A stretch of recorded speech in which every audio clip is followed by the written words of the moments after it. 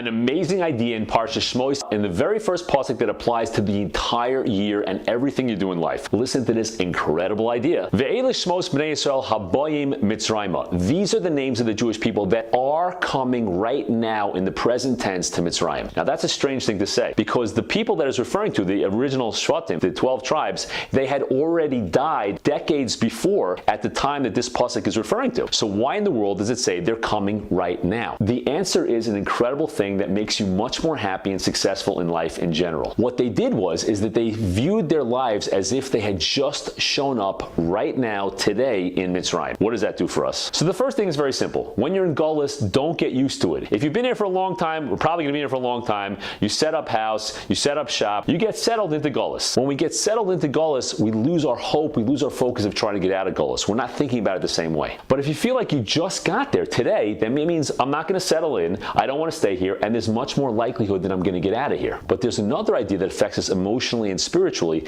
and that is the following. When you have a little event that happens to you, it's not very significant. It doesn't really bother you so much, and therefore you won't overreact to it. But if that's the 100th time that that's happened to you, then that one little isolated event, you don't see it as an isolated event. You see it, oh, it's happening to me again. And you don't just feel the pain and suffer from that one little thing. You feel all the 100 events that happen right before it as one big thing. They call that emotional stacking in psychology. It means that if something bad happens to you and you don't handle it properly, it's like pushing down a spring. And then another thing bad happens that you don't handle properly, it's another spring on top, and then another spring, and then another spring, and another spring, until you have tons of force waiting to be released by the slightest tiny little event. Klal Yisrael said, we don't want to maximize our suffering here in Mitzrayim. We have to be here, we can't change the circumstances, so we're going to view every day that we're here as the first day that we arrived. If you do that, you stop the events from stacking, and you're going to go through life in a completely different way, because instead of saying, why is this happening to me yet again, and making a little thing into a big thing, you just see it as it is, as an isolated incident, and you don't have unnecessary suffering. Here's the phrase: pain is inevitable, suffering is optional.